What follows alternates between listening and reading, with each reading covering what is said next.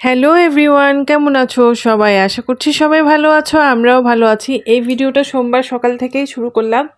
এখন সকাল 7:30টার মতো বাজে। তো আজকে অমল অফিসে যাওয়ার পর তারপর স্নান করে আসন ঘরে চলে আসলাম, কারণ আজকে তো সোমবার, তার মধ্যে হচ্ছে শ্রাবণ মাসের শেষ সোমবার। তো শ্রাবণ মাসের প্রত্যেক সোমবার আমি শিবের পুজোটা করে থাকি। তো এখানে ওই যে বললাম, গতকাল রাতেই অমল পুজোর জন্য ডাব, দুধ, ফুল, বেলপাতা সব কিছু বাজার করে নিয়ে এসেছিলো। তো এখন আমি শিবটাকে স্নান করাবো। এই যে একটু ঘি, মধু, চিনি সব কিছু শিবের শিবলিঙ্গের গায়ে মাখিয়ে নিচ্ছি। তারপর ওই যে পাশের গামলায় দেখছো, এখানে আমি ডাব, দুধ, ওই ডাব দুধের মধ্যেও আবার ঘি, মধু, চিনি একটু করে মিক্সড করে নিলাম। তো অনেকেই না শিব শ্রাবণ মাসে শিবের পুজোটা না মন্দিরে গিয়ে খুব সুন্দর করে করে, কিন্তু আমার কখনো মন্দিরে করা হয়নি। আমি বাসায় নিজে নিজে করি, নিজে যেভাবে করতে পারি ওইভাবে করি আর কি। সবসময় নিজের মতো করে বাসায় করি। তো এই যে দেখো, আমি শিবটাকেও স্নান করিয়ে নিলাম ভালো করে, সুন্দর করে। বারমন দিয়েও করাই না, অনেকে হয়তো বারমন দিয়েও করিয়ে থাকে, কিন্তু ওই যে শিব চতুর্দশী যেটা হয় ওটা বারমন দিয়ে ঘরে করাই। আর এদিকে দেখো, শিব স্নান করার পর আমি শিবের জলগুলো একটু করে বাটিতে নিয়ে নিলাম, কারণ সন্ধ্যার সময় এই জলটা খেয়ে আমি উপোসটা ভাঙবো। আর এদিকে পানি দিয়ে শিবটাকে ভালো করে আবার পরিষ্কার করে স্নান করিয়ে এখন ভালো করে মুছে এটা রেখে দিলাম। তারপর এখানে বারান্দায় আসলাম একটু ফুল ফুটেছে কিনা দেখার জন্য, কিন্তু দেখলাম যে না, অত বেশি ফুল ফোটেনি, কয়েকটা ফুটেছে। আর যেগুলো ফুটেছে ওগুলো না অতটা কেমন জানি ফ্যাকাশে টাইপের। তো এখানে অমল গতকালকে যে ফুলগুলো এনেছিল, এখানে জবা ফুলগুলো সুন্দর করে ফুটেছে। তারপর এখানে অনেক কয়েক রকমের ফুল ছিল, গাঁদা ফুল, তারপর এই ফুলটাকে কী নাম আমি তো ঠিক জানি না। তারপর বেলপাতা, দূর্বা, তুলসী। আর এখানে শিবের জন্য আলাদাভাবে অন্য প্যাকেটে আকন্দ ফুল নিয়ে এসছে। তো এগুলো দিয়ে এখন পুজো কমপ্লিট করব। আর আজকে আবার অষ্টমীর সঙ্গে ভোগও দিতে হবে। তো এই যে দেখো, শিবের মাথায় এখন বেলপাতা, তারপর হচ্ছে আকন্দ ফুল, দূর্বা সব কিছু দিয়ে পুজোটা কমপ্লিট করে নিব। পুজো করতেও প্রায় 1 থেকে 1.5 ঘন্টার মতো লাগে। এই যে আমার পুজো করা শেষ। এখন এই যে দেখো, আমি সুন্দর করে ঠাকুরটা ঠাকুরগুলোকে সাজিয়েছি ফুল দিয়ে। তো ওটা তোমাদের সাথে একটু শেয়ার করছি। আর ফুল দিয়ে সাজানোর পর এত ভালো লাগে। তো আমার এখন পুজো করা শেষ। রোদের কারণে আমার চেহারাটা আলোটা মুখের উপরে এসে পড়ছে, যে জানলা দিয়ে রোদ আসছে। তো যেটা বলছিলাম, যে আমার পুজো করা শেষ এখন। তো আজকে তো অষ্টমীও, আবার ভোগ রান্না করতে হবে একেবারে। আর যেহেতু আমি আজকে উপোস, তো সন্ধ্যার সময় রান্না করে খাই আর কি। যেহেতু শ্রাবণ মাসে যে শিবের পুজোটা করে থাকি, ওটাতে সন্ধ্যার সময় একবেলায় খাই। তো আজকে যেহেতু ভোগ আছে একেবারে, যেহেতু সকালবেলা নিরামিষ রান্না করব, তো বিকেলবেলা রান্না করার ঝামেলাটা থাকবে না। ওই যে ভোগের থালা থেকে একটা রেখে দিব, ওখান থেকে সন্ধ্যার সময় প্রসাদ খেয়ে উপোসটা ভেঙে নিব। তো অলরেডি আমার পুজো দেওয়া শেষ। এখন ভোগ রান্না করতে যাব রান্নাঘরে। আর ওদিকে দিদি হয়তো সবজিগুলো কাটাকুটি করে নিচ্ছে, আর পিঙ্কিও রান্নাঘরটা পরিষ্কার করে নিচ্ছে। আমি তোমাদেরকে একটু দেখাচ্ছি, দাঁড়াও। এটা কি শাকভাজি হবে না? এতগুলো লাগবে? আর তরকারি কি হবে যে আজকে?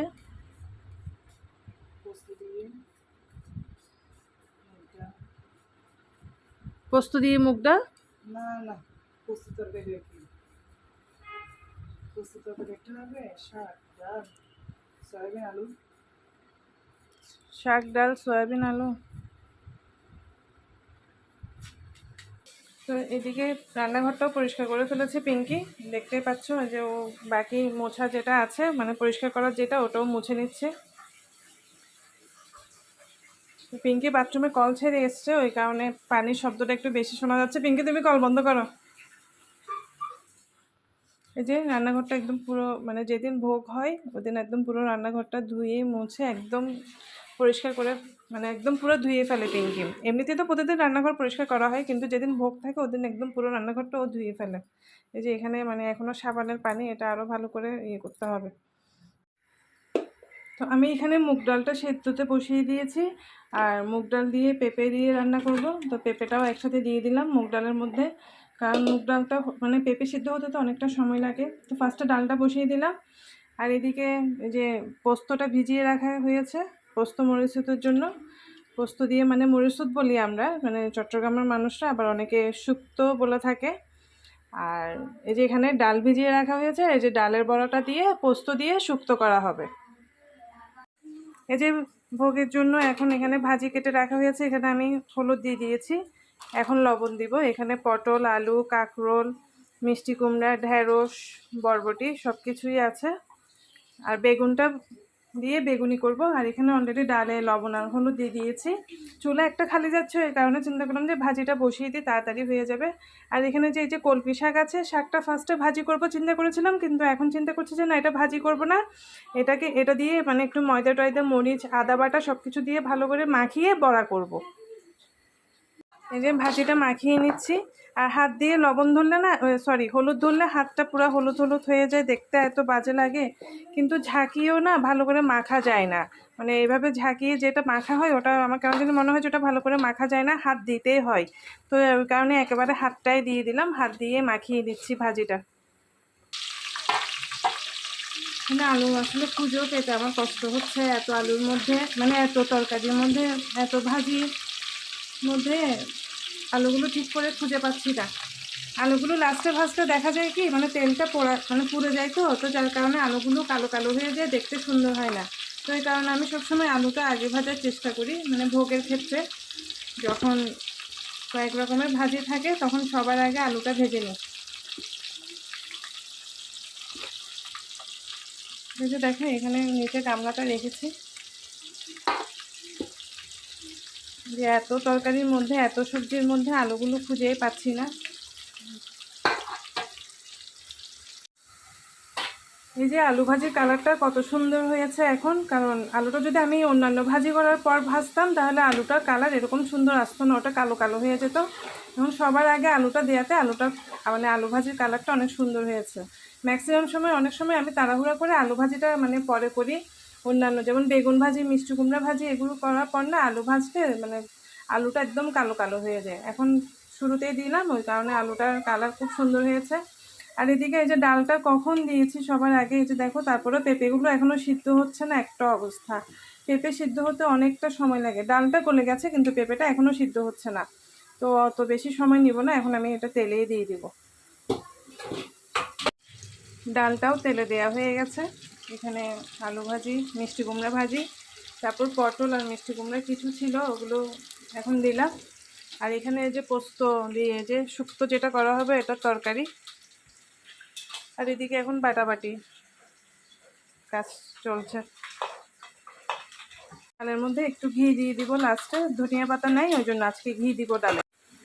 তো এখানে পোস্ত বাটা দিয়ে ওই যে ডালের বড়া দিয়ে সবজিটা রান্না করছি এখন। এগুলো অলরেডি আমি একটা লাইভ হয়েছিলাম পেজ থেকে, তো লাইভে দেখতে পারবে তোমরা। তো এই যে এখন একটু ভিডিওটা দেখাচ্ছি। আর এখানে ভাজিগুলো সব করে রাখা আছে। আর এখানে ওই যে শাকটা যেভাবে বড়া করব চিন্তা করেছিলাম, ওইভাবে মেখে নিয়েছি, মানে একদম মাখাটা একদম পারফেক্ট হয়েছে। এই যে শাকের বড়া আজকে প্রথম ট্রাই করলাম। আর এদিকে দেখো, এই যে এটা পায়েস, চিনি দিয়ে ক্যারামেল তৈরি করে তারপর আজকে পায়েসটা রান্না করলাম। একদম মানে মনে হচ্ছে গুড় দিয়ে রান্না করেছি, কিন্তু এটা চিনিটাকে ক্যারামেল করে আজকে নতুন করে পায়েসটা রান্না করলাম। দেখতে খুব সুন্দর হয়েছে, আশা করি খেতেও ভালো লাগবে। তো এখানে শাকের বড়া আর বেগুনিও করে ফেলা হয়ে গেছে। আর এখানে যে সবজি রান্না শেষ, তারপর এখানে আরও কিছু বেগুনি ভাজছি। আর ভাতটা বসিয়ে দিয়েছি, ভাতটা হলে আমি ভোগটা নিবেদন করতে পারবো। আর ডাল আর পায়েস তো দেখেছো, পায়েসের কালারটা আসলে এত সুন্দর হয়েছে, মানে এটা আমি নিজেই দেখে বারবার মুগ্ধ হয়ে যাচ্ছি, কেন জানি না, আমার এত ভালো লাগছে পায়েসের কালারটা দেখে। তো এই যে আমার মোটামুটি ভোগ রান্না কমপ্লিট, এখন ভাতটা হলে আমি ঠাকুরকে ভোগটা দিয়ে দিব। তারপর চলো তোমাদের সঙ্গে বাদবাকি কথা পরে বলছি। এই যে ঠাকুরকে ভোগটাও নিবেদন করে দিলাম, প্রায় 1:30টার মধ্যে ভোগ দেওয়া কমপ্লিট। তো আমি আমার পেজ থেকেও একটা লাইভ হয়েছিলাম ভোগের প্রসাদগুলো রান্না করার সময়, তোমরা হয়তো অনেকে দেখেছো। তো এখন সন্ধ্যা 6:15 বা 20, এই তো মানে ভোগ দেওয়ার পর একটু টুলটুলকে খাইয়ে একটু শুয়েছিলাম। তো এখন সন্ধ্যা হয়েছে, এখন পুজো দিয়ে আর উপোসটা ভাঙবো আর কি। ভীষণ পানি তৃষ্ণা পেয়েছে, মাথায় খুব যন্ত্রণা করছে, মানে জল খেতে পারলে অতটা খারাপ লাগতো না। তো পুজো টুজো দিয়ে এখন সন্ধ্যার বাতিটা দিয়ে তারপর এখন আমি আমার উপোসটা ভাঙবো, খেতে বসবো। চলো তোমাদের সাথে পরে দেখাচ্ছি। তো এখন সন্ধ্যে 6:30টার দিকে খেতে বসছি। আমার জন্য একটা ভোগের থালা রেখে দিয়েছিলাম, এখন এটাই খাবো। এটা পুরোটাতে খেতে পারবো না, এখান থেকে অল্প করে নিয়ে খাবো। তো আজকের ভিডিওটা এখানে শেষ করছি, অনেকটা বড় হয়ে গেছে। তো tata, bye bye and thanks for watching.